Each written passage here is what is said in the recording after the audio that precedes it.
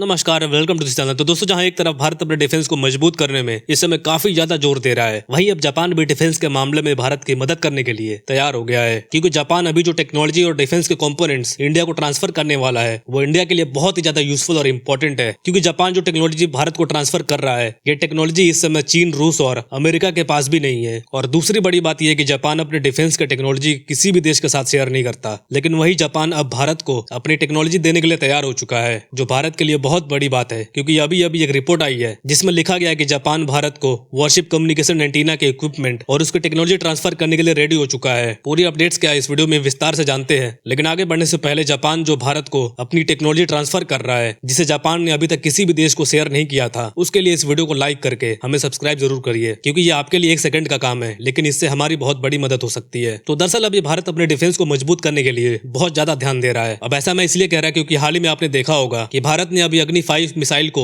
MIRV technology के साथ successfully test किया है। और भारत के DRDO इस समय 5वीं पीढ़ी के फाइटर जेट को बनाने के लिए भी लगातार काम कर रही है। और कमाल की बात यह है कि इसमें जापान जैसे डेवलप्ड देश भी इंडिया का साथ देने के लिए अपना हाथ आगे बढ़ा रहे हैं। दरअसल अभी खबर निकल कर आई है कि जापान भारत को वॉरशिप में यूज होने वाले बैटलशिप कम्युनिकेशन एंटीना और उसकी टेक्नोलॉजी भारत को देने वाला है। इस एंटीना को यूनिकॉर्न कहा जाता है, जिसे दुनिया की सबसे एडवांस कम्युनिकेशन टेक्नोलॉजी माना जाता है, जिसे जापान के वैज्ञानिकों ने खुद डेवलप किया है। और जापान की सेना खुद इसका बड़े लेवल पर इस्तेमाल भी करती है, जिसका यूज समुद्री जहाज में एनिमी को बहुत तेज स्पॉट करने के लिए किया जाता है। और देखा जाए तो जापान ही इकलौता ऐसा देश है जिसने इस टेक्नोलॉजी पर वर्क किया है और सफल भी रहा है। यहाँ तक कि अमेरिका, रूस और चीन जैसे बड़े बड़े देशों के पास भी यह टेक्नोलॉजी अभी इस समय मौजूद नहीं है। और यूनिकॉर्न एंटीना की सबसे खास बात यह है कि इस टेक्नोलॉजी से किसी भी मिसाइल और ड्रोन्स को या सबमरीन्स को काफी ज्यादा दूर से ही डिटेक्ट किया जा सकता है। और इससे भी अच्छी बात यह है कि इसे इस तरीके से डिजाइन किया गया है जिससे यह रेडियो वेव के जरिए बहुत ही कम समय में लंबी दूरी पर मौजूद किसी भी चीज को डिटेक्ट कर सकती है।